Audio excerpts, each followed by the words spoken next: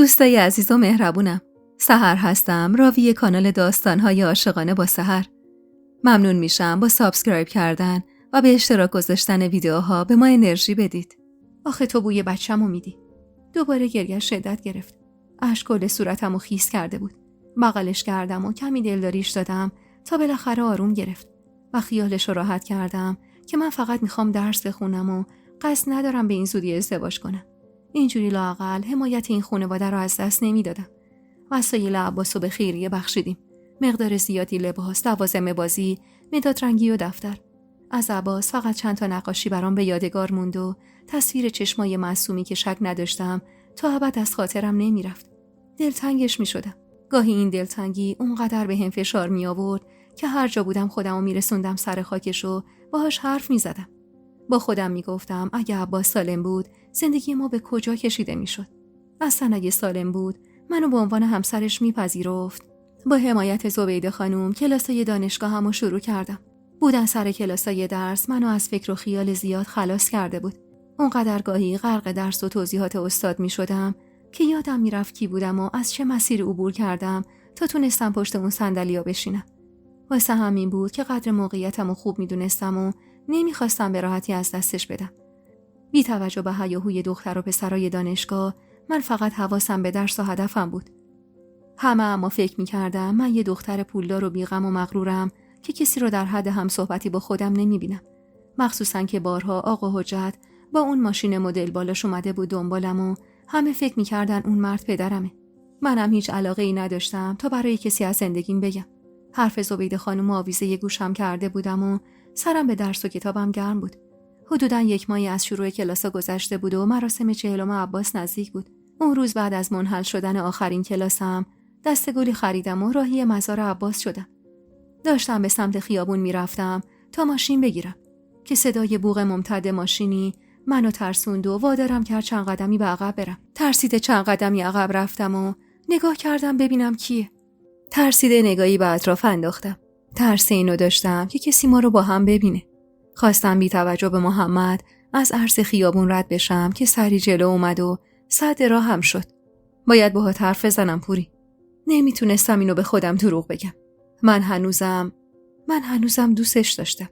تو اعماق وجودم هنوزم نسبت بهش علاقه داشتم. هنوز قلبم با دیدنش ضربانش بالا میرفت. کف دستم عرق میکرد و تمام تنم یخ میکرد.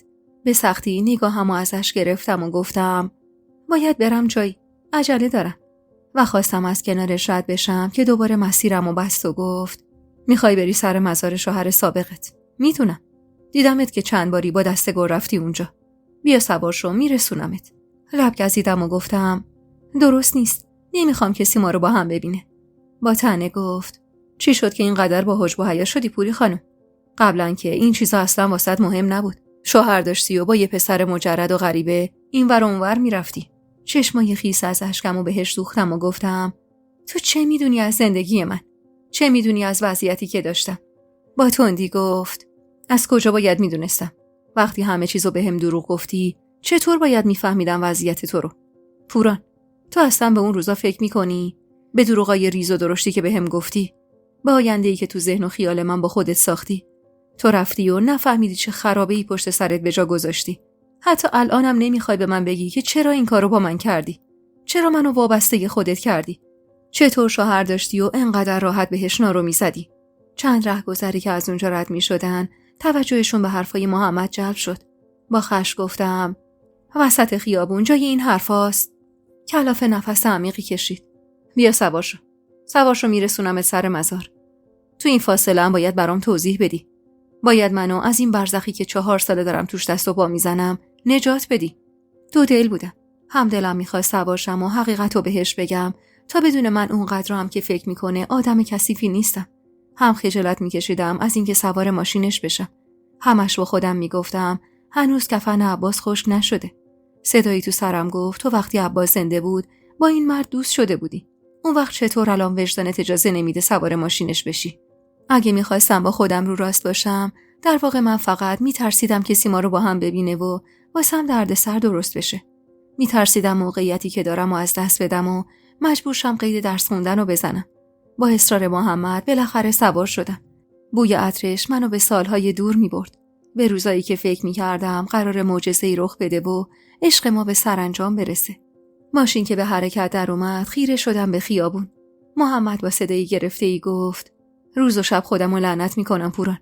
از خودم بیزارم که چطور انقدر ساده و احمق بودم که به قول دانیال گوله دختر بچه و دروغاشو خورده.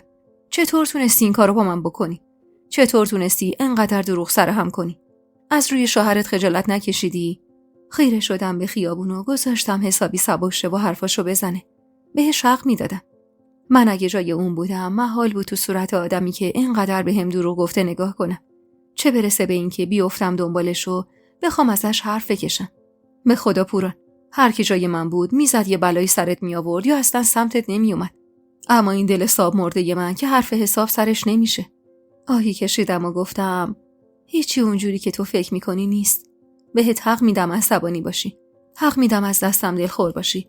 حتی حق میدم تو صورتم هم نگاه نکنی و هیچ وقت منو نبخشی. اگرم الان دارم برات توضیح میدم فقط واسه اینه که بدونی من اونقدری که تو فکر میکنی آدم بدی نبودم. دروغ گفتم قبول.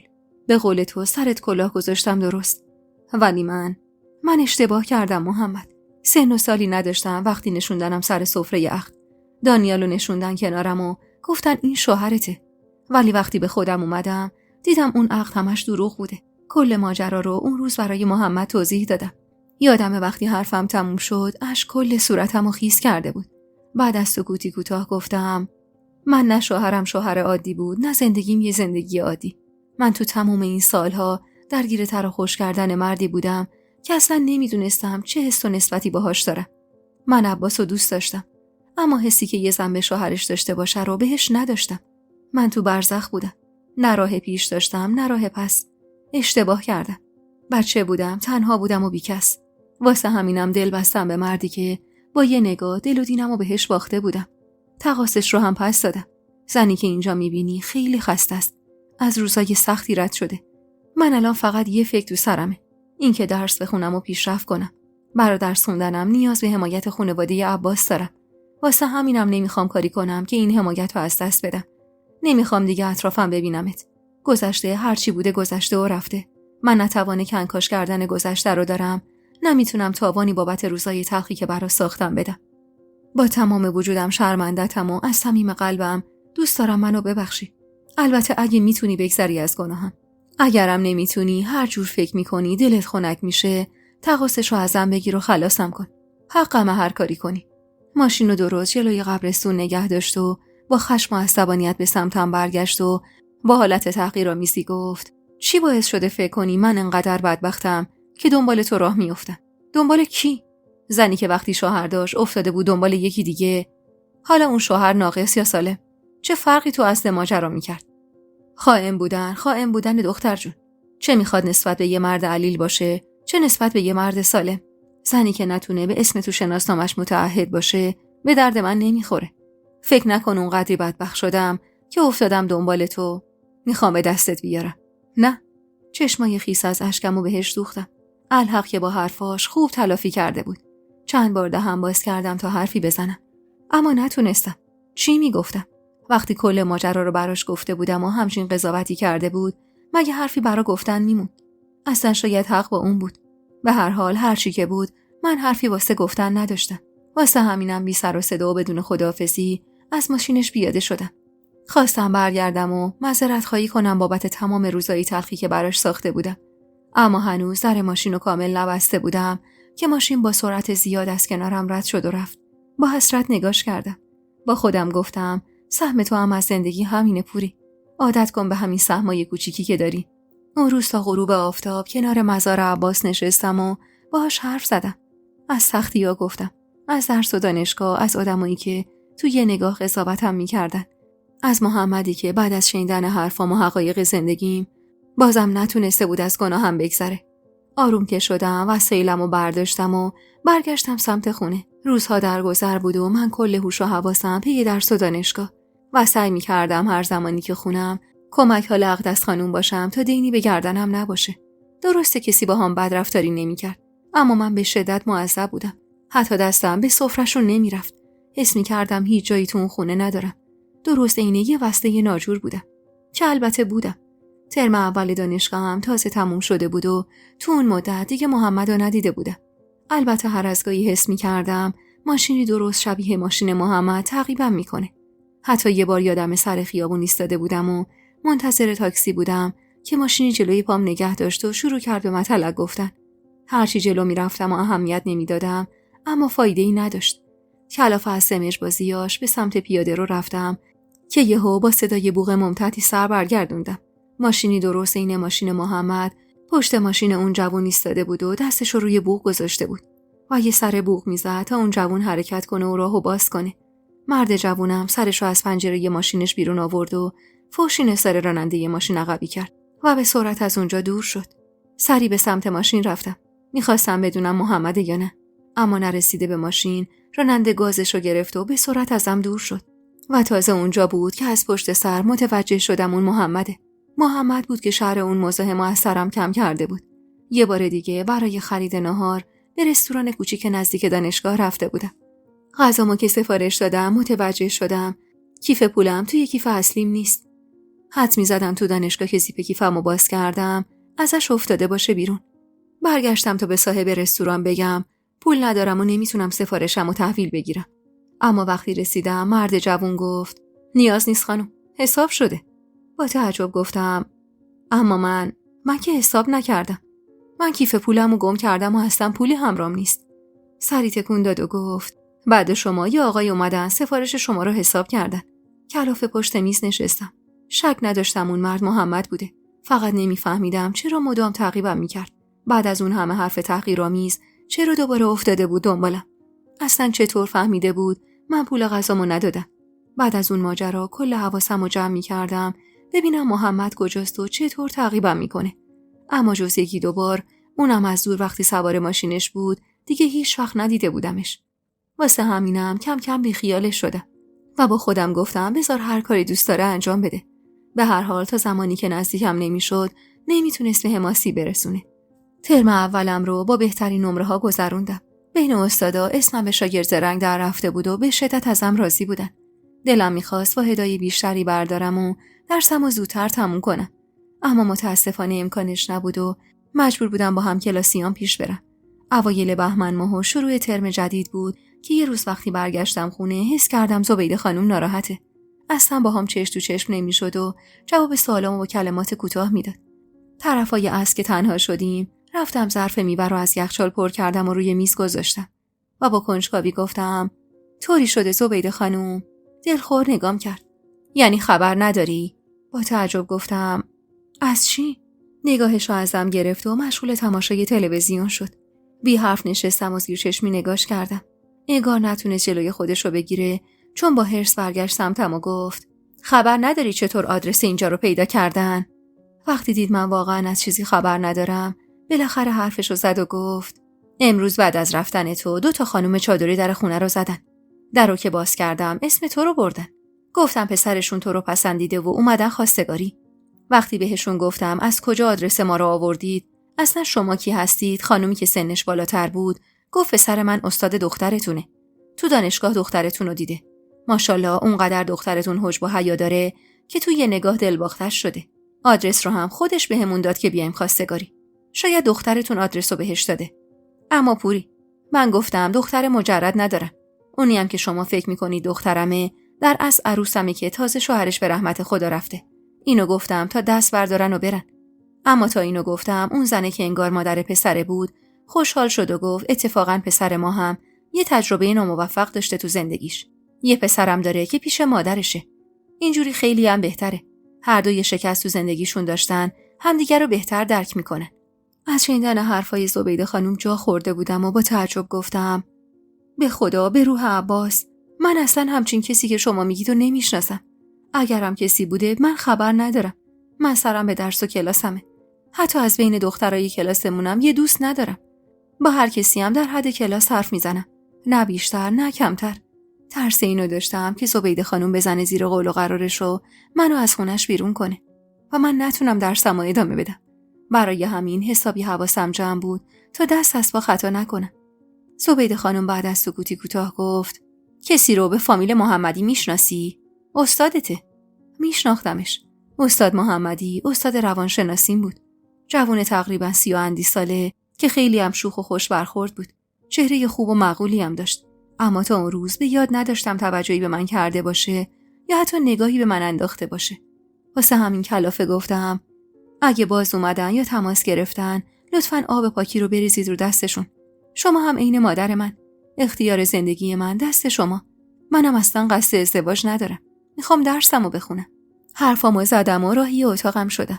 مدام زیر لب ناسزا میگفتم به مردی که نکرده بود لااقل قبل از فرستادن مادرش یه بار با من حرف بزنه.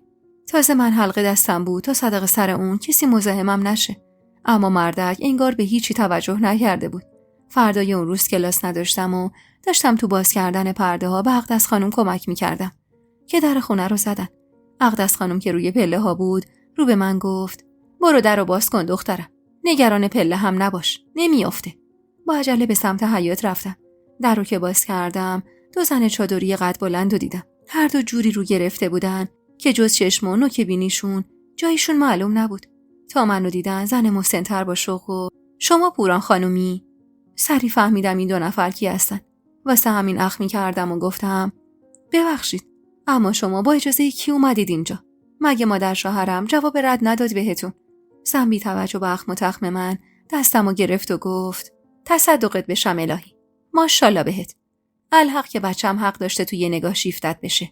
خواستم در رو ببندم که زن دومی سری دستشو جلوی در گذاشت و با ملایمت گفت عزیزم ما که قصد مزاحمت نداریم.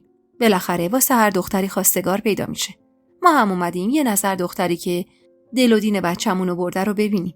با شنیدن صدای زبیده خانم به عقب برگشتم. کیه پوری؟ کلافه گفتم همون خانمای دیروزی. هرچی بهشون میگم برم به گوششون نمیره. زبیده خانم به سرعت جلو اومد. اشاره‌ای به من کرد تا برگردم داخل و خودش حق به جانب رو به 2 زن گفت من دیروز حرف اول و آخرمو به شما زدم. علت مزاحمت مجدد شما چیه؟ هنوز کفن بچه من خوش نشده. لباس سیاه هنوز از تن ما در نیومده. اون وقت شما چه انتظاری دارید؟ که بیارم عروسمو بنشونم سر سفره عقد یکی دیگه؟ خدا وکیلی یکم کلاتونو قاضی کنید. ببینید این کارتون درسته یا نه؟ زن اما با ملایمت گفت ما که نخواستیم همین الان دادار تو دور راه بندازیم. ما گفتیم یه حرفی بینمون زده بشه، یه قولی به ما بدید که خیالمون راحت بشه. همین. زبیده خانم اما که معلوم بود دیگه حسابی عصبانی شده صداشو برد بالا و گفت انگار شما زبون خوش نمیفهمید. دارم میگم ما عزاداریم. عروس من هنوز سیاه شوهرش تنشه. آخه چطور میتونه هنوز کفن شوهرش خوش نشده با یکی دیگه آشنا بشه؟ بعدم با بحث و دعوا هر 2 زن رو بیرون کرد و در رو بست. تشریعاً به من که تو حیاط بودم زد و گفت مگه نگفتم برو تو پوری؟ انگار زیاد بدت نیومده. هرچی نباشه طرف استاد دانشگاهه. بی حرف برگشتم داخل.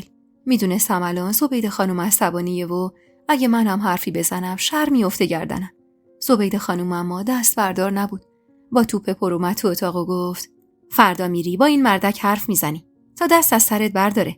نمیخوام تو محل اسممون بیفته سر زبونا که هنوز سال بچه‌شون نشده خواستگار میاد واسه عروسشون. چشم آرومی گفتم و زبیده خانم با حرص گفت لابد یه کاری کردی، یه در باغ سبزی نشون دادی. وگرنه پسر مردم چطور فهمی تو مجردی وقتی هنوز حلقه دستته؟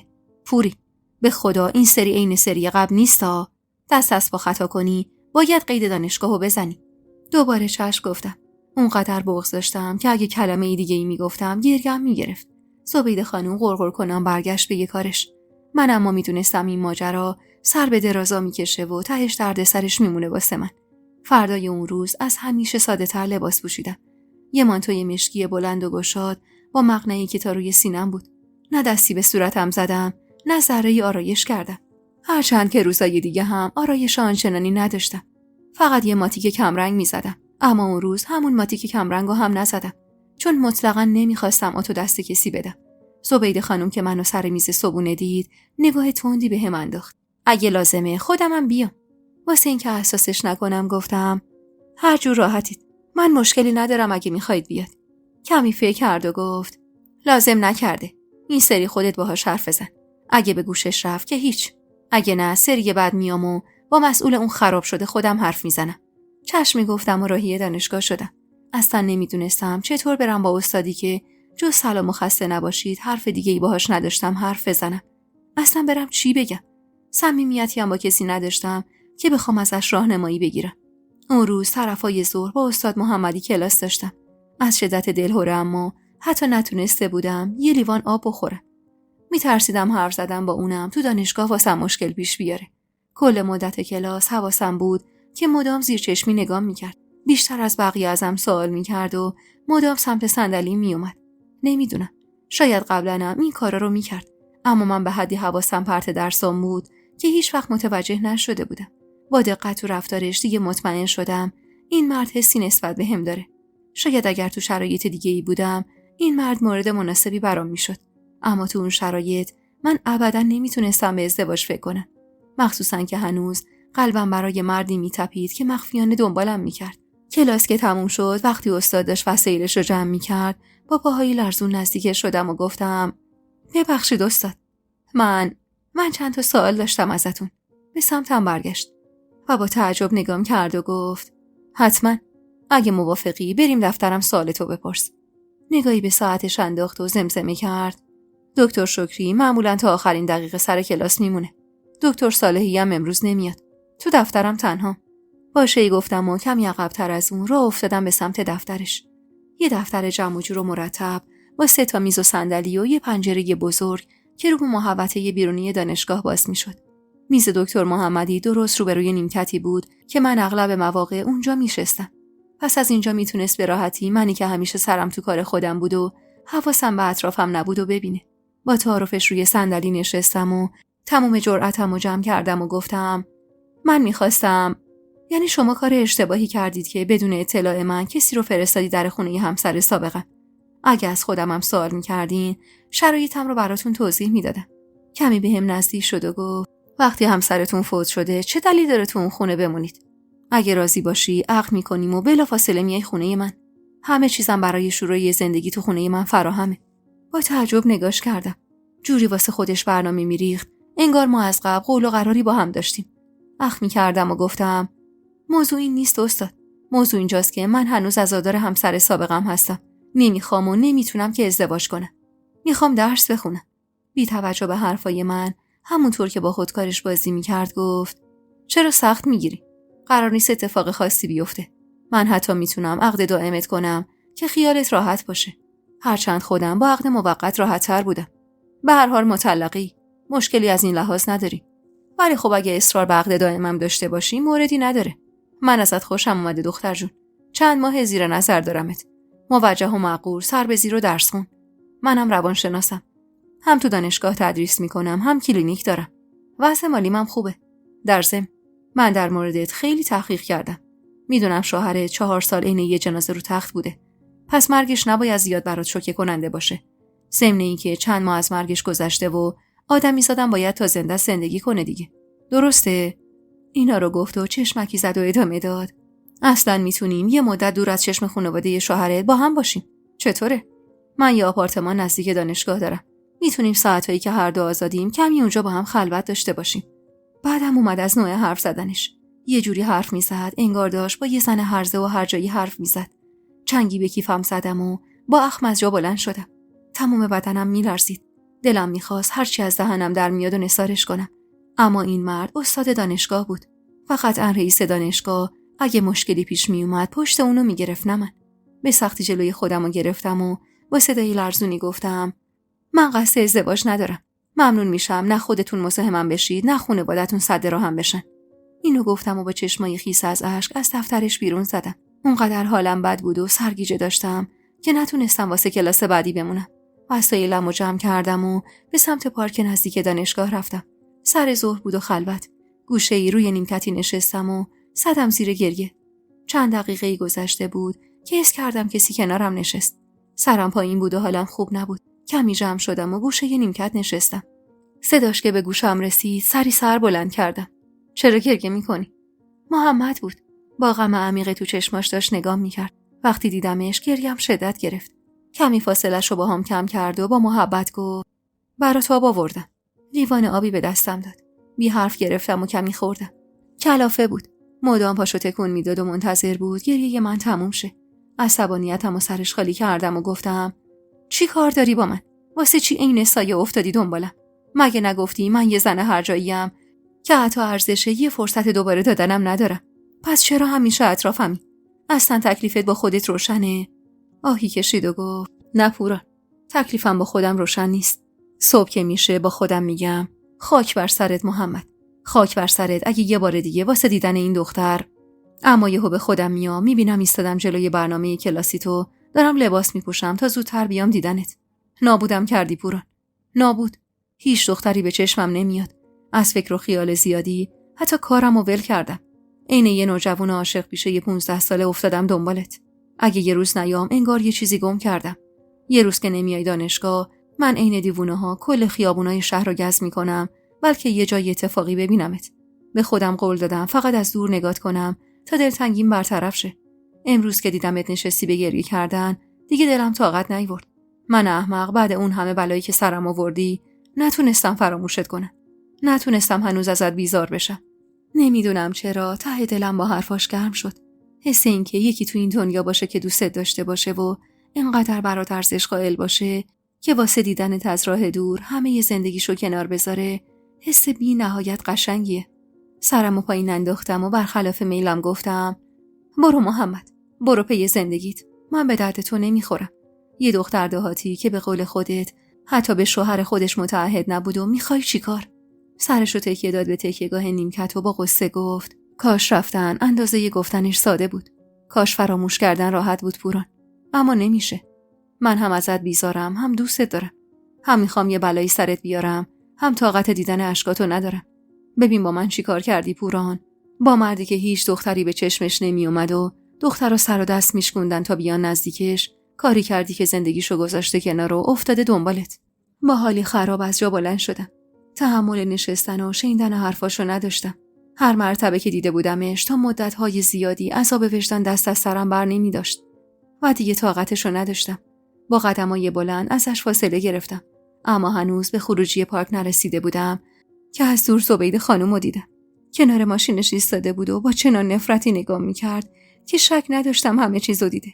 با چشمای خیس از اشک به سمت محمد برگشتم که داشت دنبالم میومد.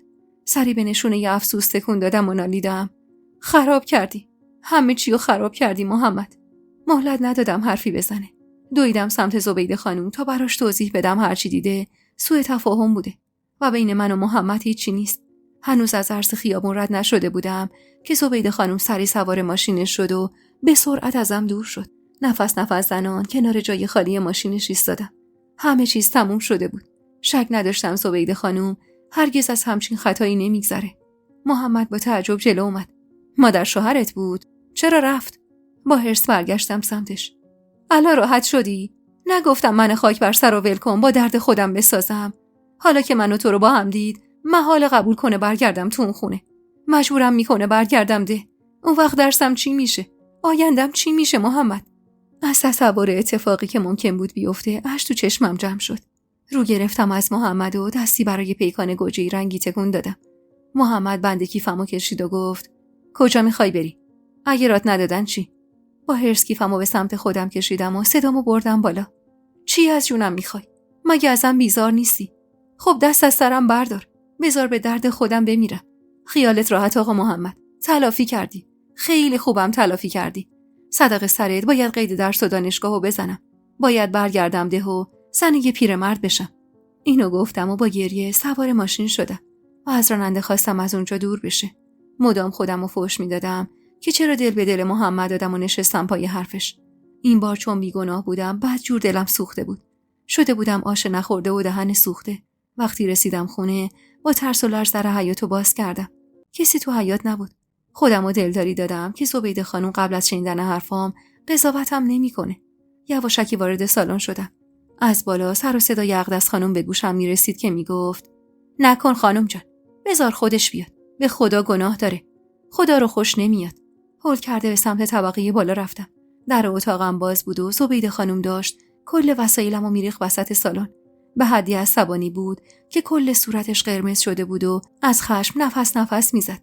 لباسام، کتابام، جزوه‌های درسیم همه پرت شده بودن تو سالن. با چشمای خیس از اشک جلو رفتم و نالیدم چی کار میکنی زبیده خانم؟ به سمتم برگشت. به حدی عصبانی بود که گفتم الانه که بیاد و یه دست کتکم بزنه. کتابی برداشت و با خش پرت کرد سمتم. سری سرمو کنار کشیدم.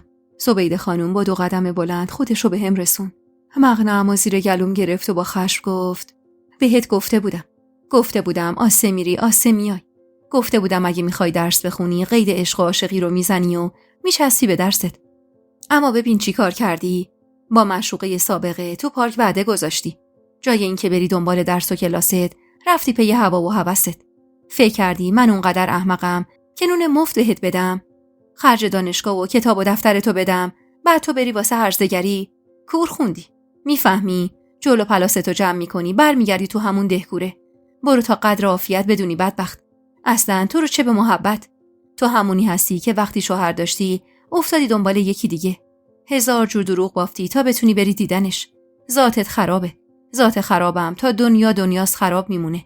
اینو گفت و شناسنامه‌ام رو کوبی تخت سینم و فریاد زد هری تا حجت نیومده جمع کن و گورتو گم کن از اینجا. از شدت گریه نفسم بالا نمیومد. اصلا نمیتونستم حرف بزنم و براش توضیح بدم که بیگناه بودم. زبیده خانم از کنارم رد شد. تنه محکمی به هم زد و برگشت پایین. اقدس خانم با غصه نزدیکم شد. زیر بازومو گرفت و مجبورم کرد بشینم. الهی بمیرم ننه. به خدا خواستم جلوشو بگیرم اما حریفش نشدم. یه جوری توپش پر بود که هرچی از دهنش در اومد به منم گفت تو به دل نگیر دخترم. یکم که بگذره عصبانیتش فروکش میکنه. آهی کشیدم و نگاهی به وسایلم انداختم. ساکمو از بین وسایل بیرون کشیدم و بی توجه به اقدس خانم که تلاش میکرد منو منصرف کنه وسایل ضروریم رو جمع کردم. سهم من از اون خونه بعد از 7 سال زندگی شد یه ساک کوچیک شامل کتابا و جزوه‌هام و مانتوهای دانشگاهم و چند دست لباس خونگی. باقی رو گذاشتم همونجا بمونه. یه مقدار کمی هم طلا داشتم که همون موقع که ننه میخواست برده داده بودم ببره برام همونجا نگه داره. به سختی از جا بلند شدم. صبح اون روز که خونه رو ترک میکردم نمیدونستم دیگه قرار نیست به اون خونه برگردم. به خونه‌ای که سالهای زیادی از عمرم اونجا گذرونده بودم. اصلا من اونجا بزرگ شده بودم. با حقیقی که سعی میکردم تو گلوم خفش کنم از اقدس خانم خداحافظی کردم و از اون خونه بیرون زدم. هیچ تصمیمی نداشتم که قراره کجا برم. فقط میدونستم قصد برگشت به ده رو ندارم. با خودم گفتم میتونم برم خوابگاه.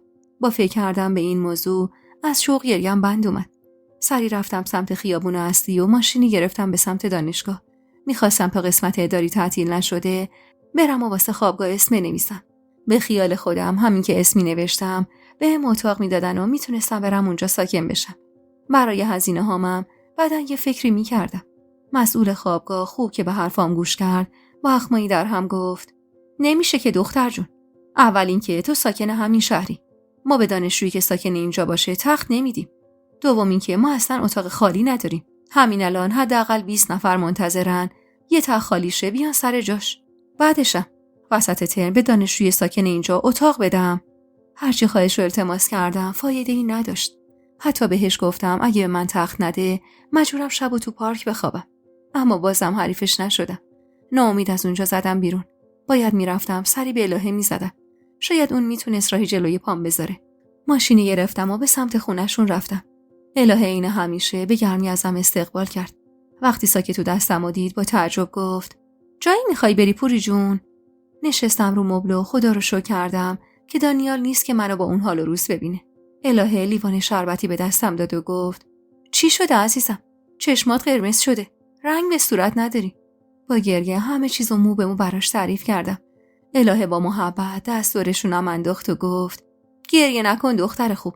ما امشب شام دعوتیم خونه‌شون. میرم با زبیده جون حرف میزنم. به دانیالم میگم طرف تو رو بگیره. میدونی که رو حرف ما حرف نمیزنه.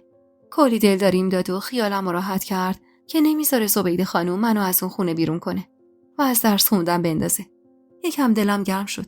میدونستم زبیده خانم رو حرف دانیال حرف نمیزنه و تمام امیدم این بود که اونا راضیش کنن حداقل تا آخر اون ترم بمونم و بعد از تابستون فکری به حال خودم کنم. به هر حال نمیتونستم کل 4 سالو با ترس و لرز زندگی کنم. الهه سر بچه‌ها رو با اسباب بازیاشون گرم کرد و اومد کنارم نشست و بعد از کمی مقدمه چینی گفت پوری از من به تو نصیحت. میدونی که هیچ وقت بعد تو نخواستم. الانم اگه حرفی میزنم واسه خودت میگم. من میگم تا کی میخوای زیر سلطه زبیده جون باشی؟ تا کی باید دست و دلت بلرزه که ای وای نکنه این کار به مزاقش خوش نیاد، نکنه از این حرفم بدش بیاد. تو دختر قوی هستی، زرنگ و باهوشی، خیلی راحت میتونی گلیم خودتو از آب بیرون بکشی. سعی کن مستقل شی پوری. مگه یه خونه به نامت نزدن؟ پس وقتی مجبور شدی از اون خونه بیای بیرون، از خودت خونه داری. میمونه کار و درآمد. منم میتونم واسط بسپرم کسی منشی نیمه وقت خواست بری واسش کار کنی. دستت که بره تو جیب خودت دیگه نیازی به کسی نداری. نه زبیده جون میتونه بهت امر و نهی کنه، نه خانواده‌ات میتونن بهت زور بگن. با تردید گفتم یعنی میتونم با وجود کلاسای دانشگاه سر کارم برم؟ سری تکون داد. چرا نتونی جونم؟ اصلا میسپرم به دامادمون بری منشی خودش یا همکار نزدیکش بشی. میگم هم دانشجویی که هوا تو داشته باشن. اصلا قصه نخور. تو قوی تر از این حرفایی. راحت میتونی خودتو جمع و جور کنی. نور امیدی تو دلم روشن شد. به قول الهه خونه که داشتم میموند یه درآمد برای خرج دانشگاه و گذران زندگیم که اونم میتونستم کار کنم. با پیشنهاد الهه موافقت کردم. اونم قول داد کار مناسبی برام پیدا کنه و هوامو داشته باشه. اسکش و سر و کله دانیال پیدا شد. وقتی منو اونجا دید با تعجب سلام کرد و گفت طوری شده؟ اینجا چی کار میکنی؟ معصب نگاهی به الهه انداختم. الهه سری جلو اومد و گفت طوری نشده عزیزم. یکم با مادرت حرفش شده. مادرت هم که میشناسی. سری عکس‌العمل نشون میده. دختر بیچاره رو سر ظهر از خونه بیرون کرده. دانیال با تعجب نگام کرد. مادرم بیرونش کرده؟ چی شده مگه؟ الهه با ملایمت گفت واسه پوری خواستگار اومده. اونم رفته خواستگارش رو رد کنه که زبیده جون اتفاقی اونو با محمد تو پارک دیده. بعدم مختصر براش توضیح داد و گفت این بنده خدا که تقصیری نداشته دانی. طرف خودش اومده سده راهش شده. تازه پوری سری بلند شده و خواسته از پارک بزنه بیرون که زبیده جون اینا رو با هم دیده. حالا چند سال قبل بچه بوده یه خطایی کرده. خودت بودی و دیدی تو این سالا چقدر مراقب عباس بود. حالا درسته مادرت یه دختر تنها رو اینجوری از خونه بیرون کنه؟ اونم بعد از اون همه ماجرایی که خودت بهتر از من ازشون خبر داری؟ خب تهش اینه که پوری جوونه حق داره ازدواج کنه. مادرت که نباید با خودخواهی مانع زندگی کردن این دختر بشه. دور از جون. زبونم لال اگه دختر خودش بودم همین کارو باهاش میکرد. دانیال که تا اون لحظه هیچ حرفی نزده بود روی مبل نشست و گفت دعواتون شد؟ آروم گفتم نه. من تازه رسیده بودم که دیدم کل وسایل اتاقمو ریختن بیرون. بعدم هرچی از دهنشون در اومد به هم گفتن و بیرونم کردن. دانیال کلافه چنگی به موهاش زد. خیلی خوب. نمیخواد گریه کنی. من خودم باهاش حرف میزنم. این ماجرا رو حل شده بدون. امشب اینجا بمون، فردا خودم برات میگردونم. تشکری کردم و واسه اینکه مزاحمشون نباشم راهی اتاق بچه‌ها شدم و سرمو با اونا گرم کردم. 1-2 ساعت بعد الهه اومد تو اتاق. از سر خستگی و بی‌حوصلگی گوشه‌ای دراز کشیده بودم و خیره به بازی بچه‌ها نگاه می‌کردم. الهه درو بست و گفت دانی میگه اگه دوست داری امشب با ما بیا. میگه جلوی آقا حجت ماجرا رو میکشه وسط. اینجوری زبیده جونم نمیتونه زیاد باهات مخالفت کنه. با تردید گفتم یه وقت بدتر سر لج نیفته. الهه اما با اطمینان گفت نترس. دانی قول داده ماجرا رو حل کنه. میدونی که جونشه و دانیال جونش. رو حرفش حرف نمیزنه. یابی به دست و صورتت بزن، منم بچه‌ها رو حاضر کنم بریم دیگه. 1 ساعت بعد سوار ماشین جدید دانیال شدیم و به سمت خونه رفتیم. دلهوره اینو داشتم که زبیده خانم سنگ رو یخم کنه. اما الهه مدام میگفت اصلا بهش فکر نکن و خیالت راحت باشه که طوری نمیشه. اقدس خانم که درو باز کرد با دیدن من هیجان زده جلو اومد. محکم بغلم کرد و گفت الهی قربونت برم. به خدا نبودی خونه چقدر سوت و کور بود. اونقدر هی رفتم و اومدم و ریز ریز قره نبودن تو زدم که زبیده خانومم عصبانی شد و گفت یه بار دیگه اسمشو بیاری تو رو هم میفرستم ور دلش. لبخند کمجونی زدم و همراهشون به سمت سالن رفتم. من پشت سر اقدس و الهه بودم و زبیده خانم انگار هنوز منو نتونسته بود ببینه. به محض دیدن دانیال با خوشحالی جلو اومد و اونو بغل گرفت و تازه اونجا بود که چشمش به من افتاد. با خشم دانیالو عقب زد و گفت این دختره اینجا چی میخواد؟ با چه رویی برگشتی؟ به اینا گفتی چه غلطی کردی؟ معصب سرمو پایین انداختم که دانیال با جدیت گفت تمومش کن مادر. من خودم همه چیو میدونم. بیا بشین تا با هم حرف بزنیم. زبیده خانم اما اصلا کوتاه بیا نبود و حسابی عصبانی بود و گفت تا زمانی که این دختر اینجاست من هیچ حرفی با کسی ندارم. اصلا این دختر چه نسبتی با اهل این خونه داره؟ واسه چی من باید مفت خرجش کنم؟ غیر اینه که 4 روز دیگه میره زنه یه بیپدری میشه و یادش میره که خرجش داده و به اینجا رسوندتش. حالم خیلی بد بود. نباید میومدم. تحمل این حجم از تحقیر و توهین شدن و اصلا نداشتم. واسه همین قدمی به عقب برداشتم و رو به الهه گفتم من میرم. اینجا نباشم بهتره. الهه اما اخم میکرد و دستمو گرفت و مجبورم کرد کنارش بشینم. زبیده خانومم از نبود آقا حجت سوء استفاده میکرد و هرچی از دهنش در میومد به هم میگفت.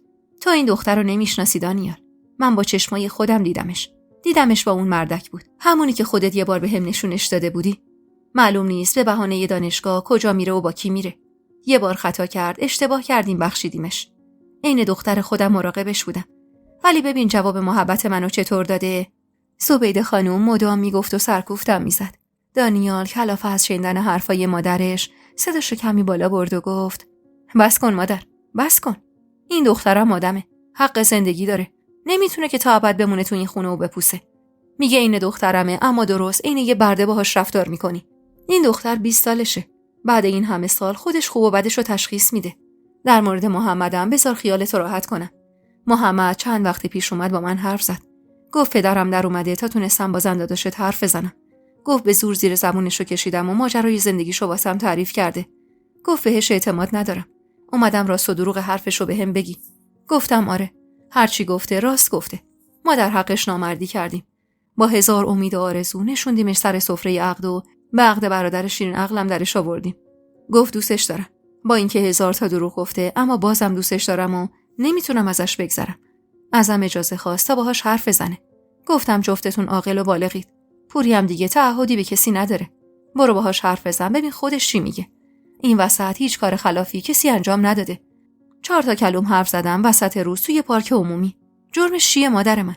دست بردار از این لج و لجبازی بیخود. پوری عروس این خونه است. حداقل تا وقتی ازدواج نکرده عروس این خونه است. اجازه نداری از اینجا بیرونش کنی. اگه میگی این دخترمه، پس باهاش این دخترت رفتار کن.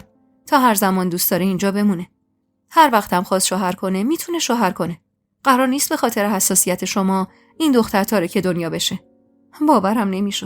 باورم نمیشد دانیالی که یه روزی به خونم تشنه بود و به هم چشم طمع داشت و 1000 جور حرف و توهین و تحقیر بارم میکرد اینجوری پشتم در بیاد. دانیال بعد از مشکلی که برای عباس پیش آورده بود خیلی عوض شده بود. یادم الهه میگفت دانیال دچار افسردگی شده. کم حرف شده و مدام تو خودشه. میگفت این اتفاق افتاد تا دانیال سرش به سنگ بخوره و دست از اون کاراش برداره. که البته حضور الهه و حرفاش و طرفداریایی که همیشه از من میکردم بی تأثیر نبود. و حالا مردی که روزی چشم دیدنمو نداشت و تمام تلاششو میکرد تا آزارم بده، تمام قد مثل یه برادر پشتم ایستاده بود. زبیده خانم شوکه از طرفداری دانیال با صدای گرفته‌ای گفت هاشا به غیرتت. رفتی 2 دستی زن برادرتو تقدیم رفیقت کردی؟ چی شده پشت این دختره در اومدی؟ قبلا چشم دیدنشو نداشتی که؟ دانیال بی‌حوصله گفت کدوم زن برادر مادر من؟ مگه برادری هست که پوری زنش باشه؟ قبلا من احمق بودم، کم عقل بودم. قبلا من دستم به خون برادرم آلوده نشده بود. من 5 سال آرامش ندارم مادر. از عذاب وجدان هر شب کابوس میبینم. من هنوز که هنوزه جرئت ندارم برم تو اون اتاق ته راه رو. مادر من، اینو من 1000 بار تو خلوت بهت گفتم. اما این بار جلوی همه بهت میگم. ما به حد کافی به این دختر ظلم کردیم. اول با دروغ سرخت، بعدم با تمام محدودیتایی که واسش گذاشتیم. تمومش کن مادر. اگه میخوای بذاری درسشو بخونه، بی بهونه بذار آزاد زندگیشو کنه.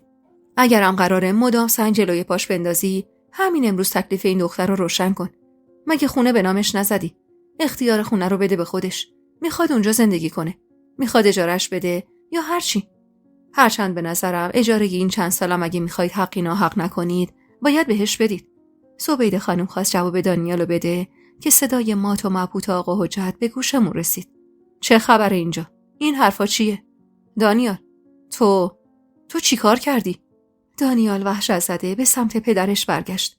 آقا حجت هنوزم که هنوز بود از ماجرای بین دانیال و عباس خبر نداشت. تو تمام اون سالها خیال میکرد با اسبانی اون اتفاق دزدایی بودن که هیچ وقت پیدا نشدن. زبیده خانم ترسیده از جا بلند شد. اونقدر درگیر بحث کردن بودیم که هیچ کدوم متوجه اومدن آقا حجت نشده بودیم. آقا حجت بهت زده دستشو به دیوار گرفت و با ناباوری گفت دانیال چی کار کردی؟ تو باعث و بانی حال و روز عباس بودی؟ زبیده خانم جلو دوید. اتفاق بوده حجت جان، از عمد که نبوده. آقا حجت با تندی گفت تو ساکت شو. تو تموم این سالها خبر داشتی و هیچی نمیگفتی؟ چطور تونستی به من دروغ بگی؟ هان زبیده. ترسیده کنار الهه ایستادم. دانیال اونقدر شرمنده بود که حتی سرشو بالا نمی گرفت. دلم واسش سوخت. بعد این همه سال بهتر بود آقا حجت حقیقتو نفهمه، چون فهمیدنش دردی رو دوا نمی کرد. آقا حجت با حال پریشونی گفت دانیال تو اون بلا رو سر برادرت آورده بودی؟ تو به پهلوش زده بودی و سرشو به زمین زده بودی؟ عباس فقط یه بچه بود، یه بچه مظلوم. همه ما در حقش بد کردیم. حقش نبود اینجوری از دنیا بره. اینو گفت و با صدای بلندی زد زیر گریه بلندشو حتی سر خاکسپاری عباس هم ندیده بودم. بلند گریه میکرد و شونه‌هاش میلرزید. دانیال هر زده جلو دوید. بازوی پدرشو گرفت و گفت غلط کردم بابا. غلط اضافی کردم. به جون بچه ها من نمیخواستم خاری به پای عباس بره. به خدا از همون شب نست تا الان من خواب درست ندارم. زندگی میکنم اما آرامش ندارم. حلالم کن بابا. حلالم کن. آقا حجت دست دانیالو پس زد و به کمک دیوار بلند شد و ایستاد. 2 قدم به سمت زبیده خانم برداشت و گفت یادته چقدر دوندگی کردم تا باعث و بانی عذاب بچه‌مو پیدا کنم؟ یادته چقدر رشوه دادم به این و اون تا بیام برای بازرسی بیشتر و تو مانعم شدی؟ یادته بعد از خاکسپاری عباس چی بهت گفتم زبیده؟ گفتم اگه یه روز از عمرم باقی مونده باشه باید قاتل بچه‌مو پیدا کنم و به سزای کارش برسونمش. الان من باید چی کار کنم؟ باید بچه خودمو مجازات کنم؟ من تو تموم این 4 سال باعث و بانی این بلا رو نفرین کردم. یعنی بچه خودمو نفرین کردم. آقا حجت اونقدر حالش بد بود که اشک هممون در اومده بود. سری به نشونه افسوس تکون داد و ادامه داد بد کردی زبیده. بد کردی. هم تو هم این پسر. تا دنیاست دلم باهاتون صاف نمیشه. اینو گفت و با قدمای سست به سمت پله ها رفت. چش دوخته بودم بهش. برای لحظه ای ایستاد. حس کردم حالش بده. چنگی به بازوی الهه زدم و اشاره‌ای به آقا حجت کردم. الهه زودتر از من عکس العمل نشون داد و با چند تا قدم خودش رو سری به آقا حجت رسون. زیر بازوشو گرفت و خواست مانع افتادنش بشه. اما افتاد. با افتادنش همگی وحشت زده جلو رفتیم. الهه سرش رو روی زمین گذاشت و رو به دانیال گفت ماشین رو روشن کن دانی. زود باش. احتمالاً سکته کرده. دانیال دوید تا ماشین رو روشن کنه. منم به کمک الهه و اقدس خانم آقا حجت رو به سختی به سمت در خروجی بردیم. دانیال به کمکمون اومد و پدرش رو بغل گرفت و به سمت ماشین برد. من و الهه هم سر و سیمه دنبالش دویدیم. زبیده خانم هم با گریه دنبالمون اومد. الهه جلو نشست و من عقب کنار آقا حجت. زبیده خانم هم لباس درستی تنش نبود. واسه همین دانیال منتظر نموند و با عجله ماشین رو روشن کرد و به سمت بیمارستان رفت. سعی کردم خونسردی خودم رو حفظ کنم. دستم رو روی نبضش گذاشتم و با دقت ضربانش رو شمردم. ضربانش ضعیف بود و صورتش به شدت قرمز شده بود. الهه مدام برمیگشت و نگاش میکرد و به دانیال میگفت فون برو. وقتی رسیدیم خیلی زود آقا حجت رو بردن اورژانس. الهه هم سری با دامادشون تماس گرفت تا اگه آشنایی تو اون بیمارستان داره سفارش ما رو بکنه. دانیال با حالی خراب کنارم نشست. اگه بلایی سر آقام بیاد تا ابد خودمو نمیبخشم. آهی کشیدم و گفتم نگران نباش. اگه خدایی نکرده سکته کرده باشه زود رسوندیمش. این مدت آقا حجت خیلی فشار روش بود. همش عذاب وجدان مرگ عباسو داشت. مادرتون با گریه کردن خودشو خالی میکرد. اما اون همه رو میریخت تو خودش. الانم بعد از شنیدن حقیقت شوکه شده. الهه اومد و خیالمون رو راحت کرد که دامادشون سفارش کرده و دکتر هوای آقا حجت رو داره. یه رو بعد بالاخره دکترش اومد و خیالمون رو راحت کرد که آقا حجت حال عمومیش خوبه و یه سکته رو رد کرده. برای راحتی خیالمونم بهتره تا صبح تحت نظر باشه. دانیال رفت برای کارای پذیرش و الهه رفت تا اتاق تک تخته ای رو برای آقا حجت جور کنه. خسته و پریشون ها روی صندلی نشستم. عجب روز پرماجرایی رو پشت سر گذاشته بودیم. الهه بعد از پیگیری کارای آقا حجت و منتقل شدنش به بخش به سمتم اومد و گفت دانی امشب پیشش میمونه. بهتره ما بریم خونه. بچه‌ها بهونه‌مو میگیرن. باشه گفتم و همراه الهه به سمت خونه رفتیم. تو مسیر با نگرانی رو به الهه گفتم اگه زبیده خانم هنوز رو حرف خودش باشه چی؟ نترس. بابا جون پشت توه. بعد از فاش شدن دروغ زبیده جون بعید میدونم حرفش برش داشته باشه. کلافه گفتم نمیدونم الهه. نمیدونم کار درست و غلط چیه. اما خودمم دیگه دل موندن تو اون خونه رو ندارم. نمیخوام جایی بمونم که منت رو سرم میذارن. از طرفی اون خونه پایین شهره. همون موقع‌ها که کم سن و سال بودم وقتی رفتیم خونه رو نشونم بدن فهمیدم منطقه خوبی واسه زندگی نیست. اونم واسه زن تنها و جوونی مثل من. گیجم. نمیدونم کار درست و غلط چیه. الهه همونطور که حواسش به دور و بر بود و رانندگی میکرد کمی فکر کرد و گفت بذار من خودم با پدرجون صحبت میکنم. از بیمارستان که مرخص شد ازش خواهش میکنم با مستاجر هماهنگ کنه از این به بعد اجاره خونه بیاد به حساب خودت. یه مقدار پولم گفتی دست مادرت داری. اونو هم بتونی ازش بگیری میتونی یه خونه نقلی نزدیک ما اجاره کنی. با پول اجاره خونه خودت اجاره خونه‌ای که توش قراره زندگی کنی رو بدی. واسه خرج خورد و خوراکتم میتونی بری سر کار. میدونم سخته. اما به هر حال هر کاری سختی خودشو داره. به آرامش بعدت میارزه. صد البته که مستقل شدن سخت‌تر از هر کاریه. اما باید تلاش کنی پوری. با نشستن و دست رو دست گذاشتن و چش داشتن به دست و کمک این و اون همیشه همون جایی که هستی در جا میزنی. خدا رو شکر تن سالم جوونی. داری درس میخونی. میتونی راحت گلیمتو عذاب بکشی. منم هستم. تو این مسیر هیچ وقت تنهات نمیذارم. زیر لب ازش تشکر کردم و خیره شدم به خیابون. با خودم گفتم بهترین راه همینه. تا کی میتونم زیر بار منت زبیده خانم باشم و تن و بدنم بلرزه که ممکنه هر لحظه از خونه بیرونم کنه. وقتی رسیدیم خونه زبیده خانم با گریه جلو اومد و سراغ آقا حجت رو گرفت. الهه با محبت دست دورشونش انداخت و مجبورش کرد بشینه. از اقدس خانومم خواست یه لیوان آب و گلاب براش بیاره و خودش با اطمینان گفت پدر جون حالش خوبه. خدا رو شکر زود رسوندیمش. سکته رو رد کرده. فقط گفتن امشب و تو بخش تحت نظر باشه. خودم با دامادمون تماس گرفتم. حسابی سفارششو کردم. دانیم پیشش مون. فردا صبح هم مرخص میشه و میاد خونه. زبیده خانوم با گریه تشکر کرد و نگاه پر نفرتشو به من دوخت. انگار من مقصر اون اتفاقات بودم. سرمو پایین انداختم و معذب تو خودم جمع شدم. مقصرش تویی. میفهمی؟ به خدا قسم بلایی سر حجت بیاد کاری میکنم مرگ تو آرزو کنی. الهه دلخور گفت چی کار این بنده خدا داری زبیده جون؟ زبیده خانوم اما به تندی گفت طرفشو نگیر. هرچی هست زیر سر توه. اگه نیاورده بودیش اینجا و این بحثو پیش نمیکشیدید این اتفاقات نمیافتاد. الان من با چه روی تو صورت حجت نگاه کنم؟ 5 سال تموم بهش دروغ گفتم. هر بار هرس و جوشش رو سر پیدا کردن دزدای خیالی دیدم سکوت کردم. چطور دلش با من صاف میشه؟ شما بگید. با بغض گفتم این که شما چند سال به شوهرتون دروغ گفتید مقصرش منم. شما انگار عادت کردی سر هر چیزی منو مقصر بدونید، در حالی که خودتونم خوب میدونید من تو این سالها نه واسه عباس کم گذاشتم نه بعد از فوتش دست با خطا کردم. منتها شما منتظر بهونه بودی تا منو از این خونه بیرون کنید که خدا رو شکر بهونه جور شد. زبیده خانوم با عصبانیت ایستاد و گفت تو فکر کن اینجوریه. آره من دنبال بهونه بودم. نمیخوام دیگه تو این خونه ببینمت. تو 2 سال تموم وقت داشتی باردار شی و بذاری یه یادگار از عباسم برام بمونه. اما دریغ کردی. چطور دلم باهات صاف بشه وقتی هنوز سال بچم نشده واسط خواستگار میاد و با پسر جماعت اینور و اونور میبینمت؟ نه. زبیده خانم تحت هر شرایطی حرف خودشو میزد. الهه واسه آروم کردن جو ازم خواست بچه‌ها رو ببرم تو حیاط. خودشم رو به زبیده خانم گفت پوری امشب پیش من میمونه. در مورد بعدنم اجازه بدید پدر جون مرخص بشه. به هر حال در مورد آینده پوری اونم باید نظرشو بگه. الهه که حرف آخر رو زد زبیده خانمم دیگه ساکت شد و چیزی نگفت. اون شب من خونه الهه موندم. اما تا خود صبح نتونستم پلک رو هم بذارم. فردای اون روز قبل از ترخیص آقا حجت الهه خودش رفت کل کتابا و وسایل شخصیمو جمع کرد و برام آورد. علنا ساکنی که از اتاقای خونشون شده بودم و به شدت بابتش معذب بودم.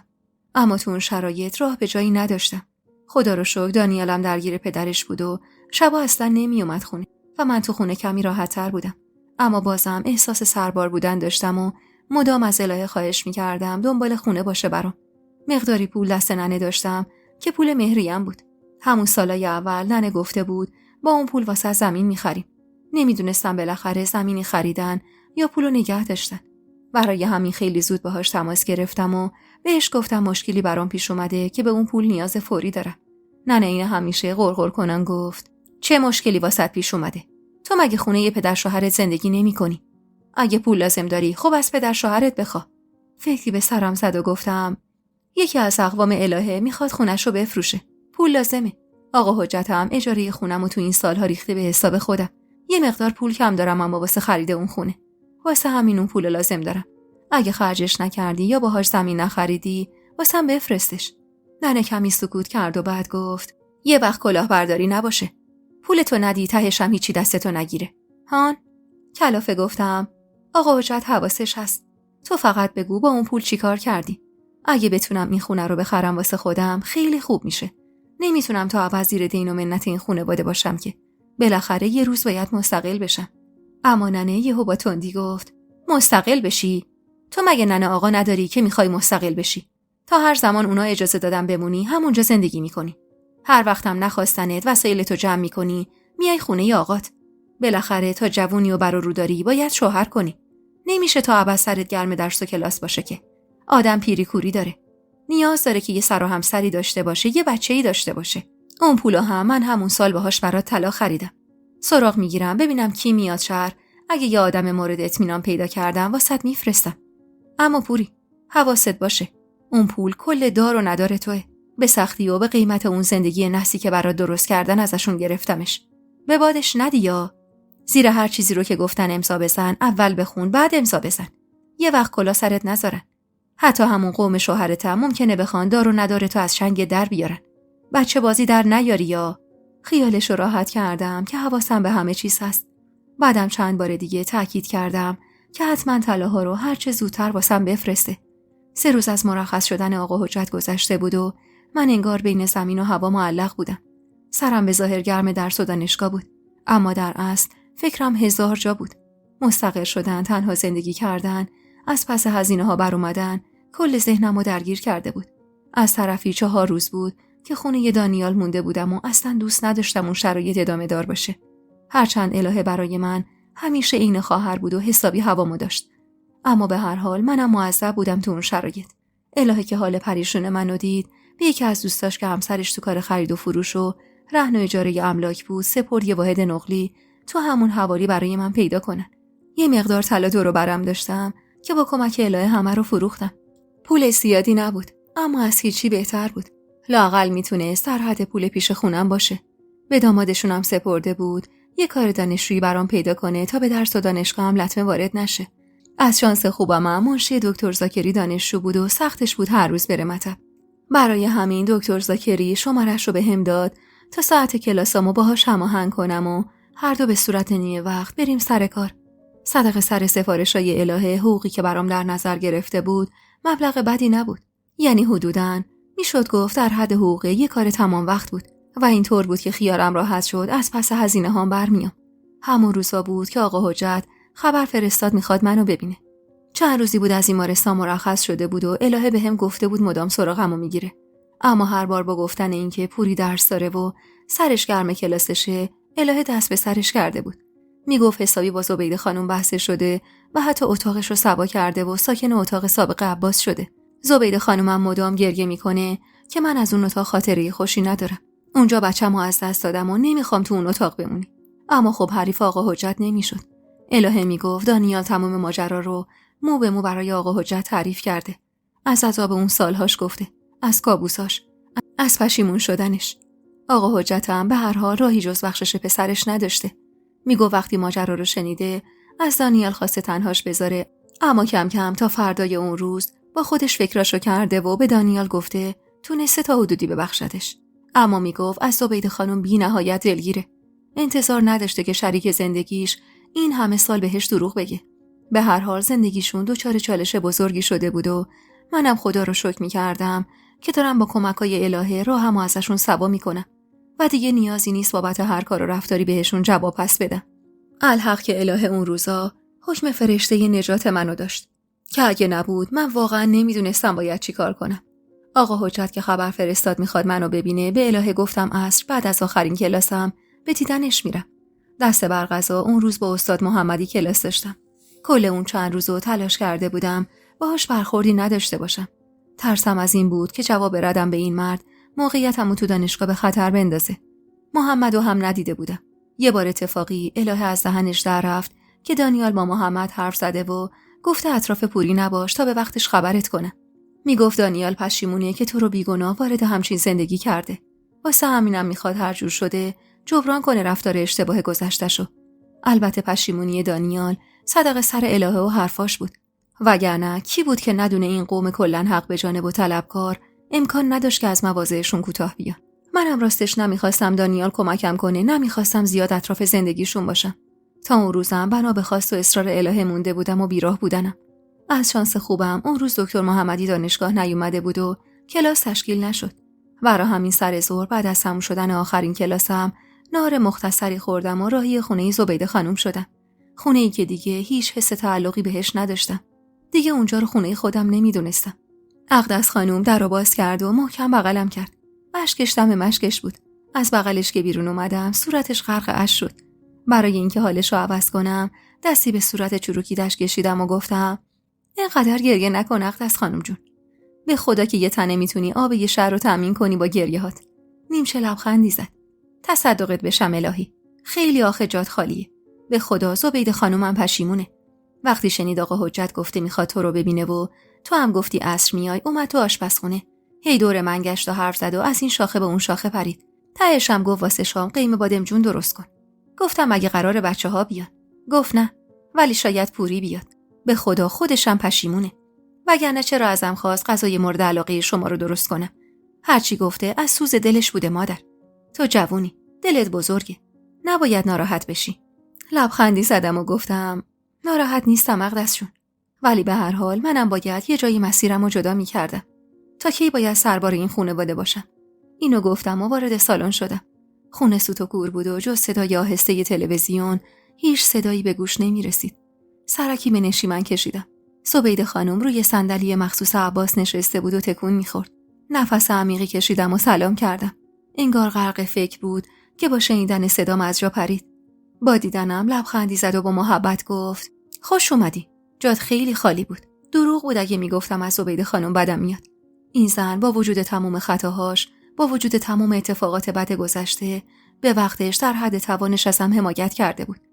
بی‌انصافی بود اگه به خاطر حرفاش میخواستم محبت‌های گذشته‌ش رو نادیده بگیرم. به قول قدیمی‌ها نمکی انگشت بود.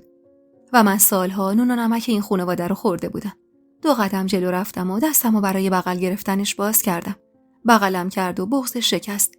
دستی به کمرش کشیدم و گفتم گریه نکنی زبیده جون. طوری نشده که. کمی که آروم‌تر شد لیوان آبی به دستش دادم و ازش خواستم روی مبل بشینه. دستمو گرفت و با التماس گفت برگرد پوری. من اشتباه کردم. جا تو این خونه خیلی خالیه. تو دیگه شدی عین دختر خودم. تحمل دیدن جای خالی تو ندارم. تو نیستی خیلی سخت میگذره. خیلی. قصد برگشت نداشتم. حالا که راه داشت برای مستقل شدنم هموار میشد، ابدا نمیخواستم برگردم.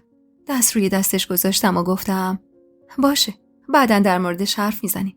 اگه آقا حجت بیداره برم دیدنشون. سری تکون داد و گفت بیداره. اتفاقاً از صبح 1000 بار سراغ تو گرفته. تو اتاق سابق عباسه. ازش تشکر کردم و به سمت اتاق رفتم.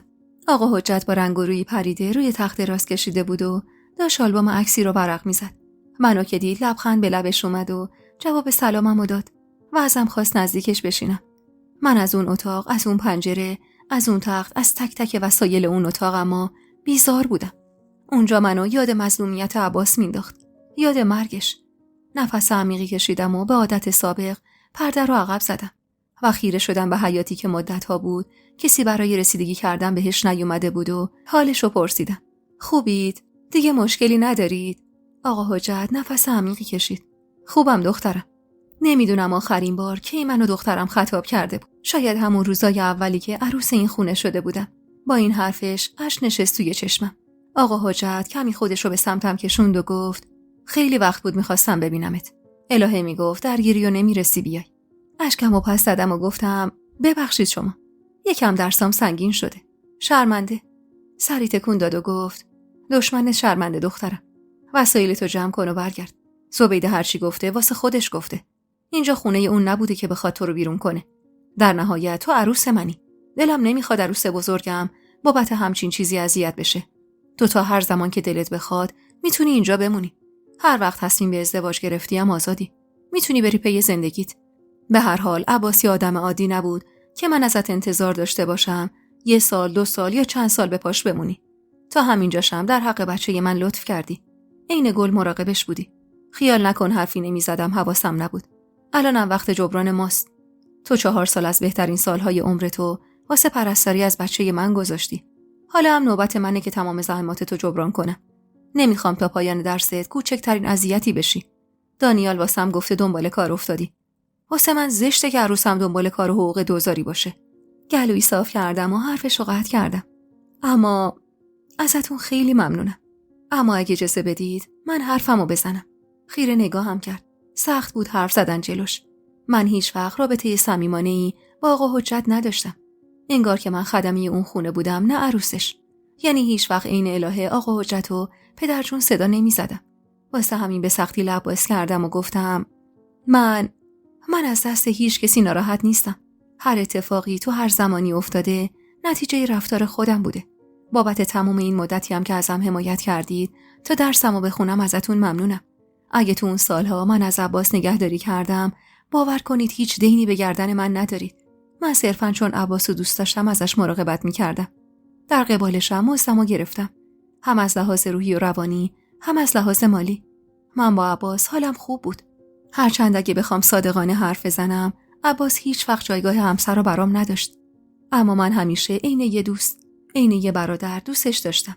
پس دنبال جبران کردن نباشید. از طرفی اگه بخوایم منطقی به ماجرا نگاه کنیم، من دیگه نسبتی به خانواده شما ندارم. حتی بچه‌ای ندارم که منو به شما وصل کنه. امسال نه، سال بعد باید مستقل بشم و زندگیمو جدا کنم. پس میخوام ازتون خواهش کنم در حقم لطف کنید و این اجازه رو بهم بدید. قطعاً بهتون سر میزنم، چون هرگز نمیتونم ازتون دل بکنم. همیشه به کمکتون نیاز دارم و دلم به حمایت و بودنتون گرمه. اما میخوام خودمو محک بزنم. ببینم از پس زندگی شخصیم برمیام یا نه. در کنارش قول میدم هر زمان کم آوردم یا خسته شدم از شما کمک بگیرم. اصلا من جز شما کسی رو ندارم. آقا حجت اما یهو اخماش رفت تو هم و گفت مگه میشه؟ چطور اجازه بدم عروس جوونم توی خونه تنها زندگی کنه؟ اصلا منم اجازه بدم پدرت اجازه نمیده. با ملایمت گفتم من 20 سالمه. شاید سنم از نظر خیلیا پایین باشه، اما از نگاه خودم که 7 ساله وارد زندگی جدیدی شدم، این سن مناسبیه واسه مستقل شدن. دارم درس میخونم. صدقه سر شما و حمایتتون میتونم از اجاره خونه‌ای که به نامم زدید یه خونه همین حوالی اجاره کنم. سر کار برم و درسمو ادامه بدم. از طرفیم مدام بهتون سر میزنم. اصلا آخر هفته هم میام پیش خودتون. خودتونم میدونید شما خانواده دوم منید. بدون اجازه و صلاح شما هیچ کاری نمیکنم. اما عمیقاً دوست دارم این اجازه رو بهم بدید تا لااقل خودمو محک بزنم. چون قطعاً آینده مشخص نیست و معلوم نیست من تا کی بتونم با کمک حمایت‌های شما زندگیمو بگذرونم. حرفام حسابی آقا حجت رو به فکر فرو برد. میدونستم با تفکرات قدیمی که داره محال اجازه بده من تنها زندگی کنم. اما به قول الهه من باید تمام تلاشمو میکردم تا رضایتش رو جلب کنم. واسه همینم سعی کرده بودم از در دوستی وارد بشم و دل آقا حجت رو به دست بیارم تا بزرگترین حامیمو توی این راه از دست ندم.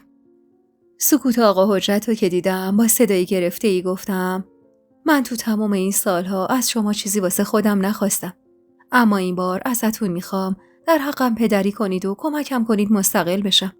میدونید که اگه برگردم ده باید قید درس و آینده‌مو بزنم و تهش بشم یکی عین خواهرم توران.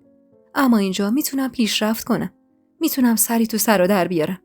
ولی اگه کمک شما نباشه میدونید که از پسش بر نمیام. با محبت دستمو گرفت و گفت تو دختر قوی و محکمی هستی. مهربون و با محبتی. میدونم که میتونی بدون من مستقل بشی. اما از سر لطف داری این حرفا رو میزنی. در نهایت من حق دخالت تو زندگی تو رو ندارم. هرچند هرگز دلم نمیخواد از پیش ما بری. اما وقتی خودت انقدر اصرار داری من حرفی ندارم. فقط باید بذاری من کمی سر پا بشم. خودم میگردم برات یه خونه مناسب پیدا میکنم. خونه قبلی تو میفروشم، مقداری پول میذارم روش و یه خونه همین حوالی برات میخرم.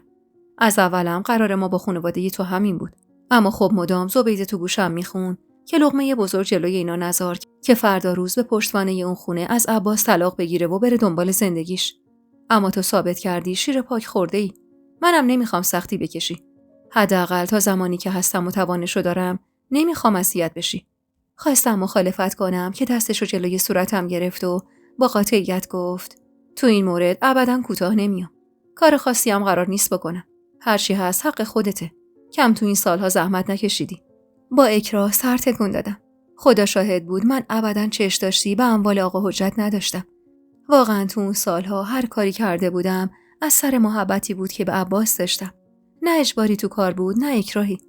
اگرم چیزی از اون خانواده عایدم شده بود، فقط و فقط به اصرارای ننه بود. وگرنه اگر به من بود که همون مهریه رو هم اصلا نمی گرفتم. اما خوب یه چیزی رو می دونستم. اینکه اگه زبیده خانم یا حتی دانیال متوجه ماجرای خرید خونه بشن، حسابی جبهه می گیرن. دانیال بارها مستقیم و غیر مستقیم گله کرده بود. بابت همون خونه پایین شهر و زمینی که تو ده به نامم بود. مخصوصا قبل از اینکه عباس به اون حال و روز بیفته، اصرار داشت همونقدر که آقا حجت به من ملک داده، بلاه هم بده. اما هر بار آقا حجت با جدیت میگه وضعیت الهه با پوری فرق داره. و تو نباید انتظار داشته باشی من همون قدری که از پوری حمایت میکنم، از الهه هم حمایت کنم. هرچند به نام الهه هم یه تیکه زمین زده بود. اما خب دانیال به اون راضی نبود. اما چیزی که خوب میدونستم این بود که مخالفت کردن با آقا حجت فایده‌ای نداشت. واسه همین سکوت کردم تا با الهه مشورت کنم.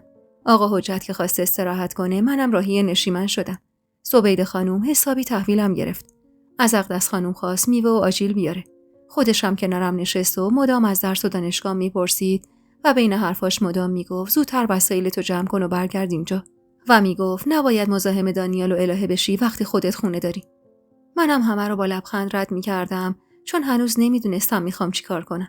البته به زبیده خانم حق میدادم که بخواد منو پیش خودش نگه داره.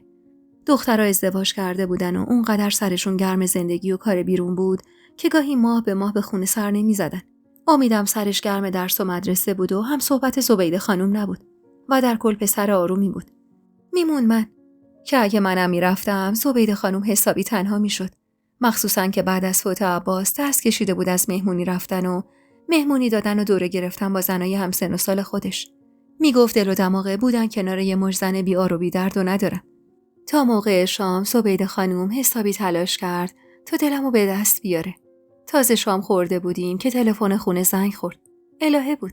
از اقدس خانم خواست گوشی رو به دست من بده. واقعا ازش ممنون بودم بابت تماسش. چون اصلا نمیدونستم اون شب باید چی کار بکنم و کجا بمونم. جریان حرفامو با آقا حجت مختصر برای الهه تعریف کردم. میدونستم الهه چشم داشتی به اموال آقا حجت نداره. به قول اقدس خانم این دختر اونقدر چشم و دل سیر بود که حتی ریالی از پول آقا حجت رو نمیخواست. الهه بعد از مکث کوتاهی گفت واسه چی تردید داری تو قبول کردن حرف پدرجون؟ خودت خوب میدونی نزدیک به 5 سال اون خونه اجاره بوده. الانم اگه بخواد پول اجاره این سالها رو بهت بده، اون پولو بذاری کنار پول فروش خونه، باهاش میتونی یه آپارتمان نقلی نزدیک ما بخری. یعنی در نهایت داره پول خودتو بهت برمیگردونه. ساده نشین ابیاری یا دختر. چی میخوای بهتر از این؟ وظیفه‌شونه. با شرایطی که عباس داشت و با اون وضعیتی که تو رو به عقدش درآوردن، هر کی جای تو بود تو این سالها حسابی ازشون کنده بود. حالا بعد عمری میخوام به قول اول کارشون عمل کنن. اون وقت تو میخوای مخالفت کنی؟ مگه خل شدی؟ اش نشست گوشه یه چشمم. زنی که هیچ نسبت خونی با من نداشت، جوری راهنمایی میکرد انگار من خواهر خونی خودش بودم. الهه کلی نصیحتم کرد که تحت هیچ شرایطی از حقم نگذرم و اجازه بدم آقا حجت کاری که به صلاح هست رو انجام بده. میگفت اصلا خودم با دانیال حرف میزنم تا مخالفتی در مورد این موضوع نداشته باشه و کمک کنه تا زودتر خونه مورد نظر پیدا بشه. بعدم ازم پرسید شبو میخوام کجا بمونم.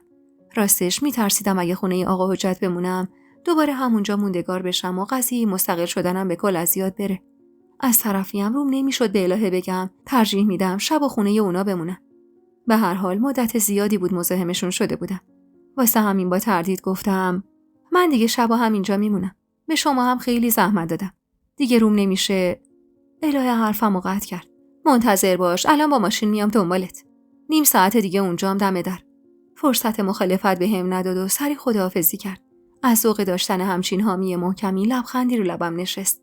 وقتی به زبیده خانم گفتم میخوام برگردم خونه دانیال، حسابی اخماش رفت و همو با طعنه گفت رفتی کنگر خوردی، لنگر انداختی.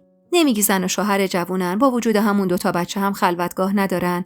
اون وقت تو هم رفتی شدی قوز بالا قوز. شرمنده سرمو پایین انداختم و گفتم الهه جون اصرار کرد. نخواستم رو حرفش حرف بزنم.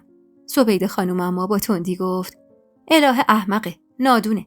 همین دلسوزیای زیاد و بیجاش کار ما رو به اینجا کشونده.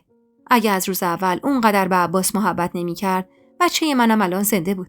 با دلخوری گفتم بهتره حرف گذشته رو وسط نیاریم زبیده خانم. به هر حال همه ما به حد خودمون تو اتفاقات گذشته مقصر بودیم. اما خب شما هیچ وقت نخواستید نفر اصلی رو مقصر بدونید و سعی کردید همه چیزو گردن سهلنگاری منو محبت زیاد الهه بندازید. زبیده خانم عین همیشه که وقتی بحث به اینجا کشیده میشد سکوت میکرد، ترجیح داد سکوت کنه و بحثو عوض کنه. بعد از سکوتی کوتاه اما با دلخوری گفت تا ابد که نمیتونی اونجا بمونی. خودت خیلی بهتر از من از گذشته خبر داری پوری. میدونی که دانیا توی بازه زمانی چشمش به تو بود. الانم بیوه برادرشی. جوونی، بر و رو داری.